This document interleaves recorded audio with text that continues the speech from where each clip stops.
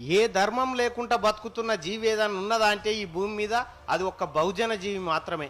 వీళ్ళకి ఏ ధర్మం ఉండదు. వీళ్ళ శరీరం 500 రూపాయలకే అమ్ముడుపోతుంది. కోటర్ సీస వారేస్తే ముందుకు నడుస్తూనే ఉంటుంది. ఏ ధర్మం లేనోని పని అట్లుంటే ఇగో ఇస్లాం ధర్మం కోసం ఇగో ఇంతమంది వచ్చి రక్త తర్పణం చేస్తున్నారు చూడ్రి ఒక జాగల.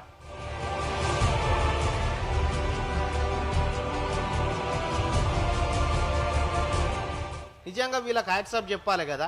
వాళ్ళు నమ్ముకున్న ధర్మం కోసం ఇట్లా చేస్తున్నారు. ఇక బాపనోళ్ళు కూడా మబ్బుల 3 గంటలకే లేచి సంధ్యావందనం చేస్తారు సల్నీల తానంతో. వాళ్ళ ధర్మం కోసం వాళ్ళు అట్లా త్యాగం చేస్తారు.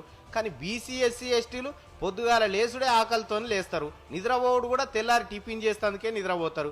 వానికి ఏ ధర్మం ఉండదు, ఆ సోయే ఉండదు. కొన్ని వేల ఏండ్ల సంధి ఇదే అవుతున్నది. ఎందుకు ఇట్లా అవుతున్నదని ఒక్క బాబాసాహెబ్ అంబేద్కర్ మాత్రమే పసిగట్టిండు. అందుకే బహుజనులకు కూడా ఓ ధర్మాన్ని తయారు చేసిండు. అదేంటంటే ఓటు అనే ధర్మం. ఆ ఓటును తీసుకొచ్చి బహుజనుల చేతిలో పెట్టిండు.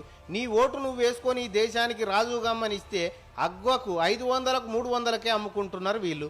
ఇట్లా నా బహుజనులకు తినిపించి తాగిపించి ఓట్లేపించుకుంటారని ముందే పసిగట్టిన బాబాసాహెబ్ అంబేద్కర్ ఆఖరికి పోలింగ్ స్టేషన్ లోపల పరద కూడా అడ్డం కట్టిండు. ఎవ్వరికి ఓటేసిన సంగతి బయటికి కనబడకుండా. ఆడిపోయినాకనన్నా ఈ బహుజనుడు భయం లేకుండా వానోటు వాడేసుకుంటాడేమో అంటే అది కూడా లాభం లేదు. ఎప్పుడైతే బహుజనులు కూడా అసలైన ధర్మం ఏందని తెలుసుకుంటారో అప్పుడు వాళ్ళని ఆపే శక్తి ఈ భూమి మీద ఏది లేనట్టే ఇక.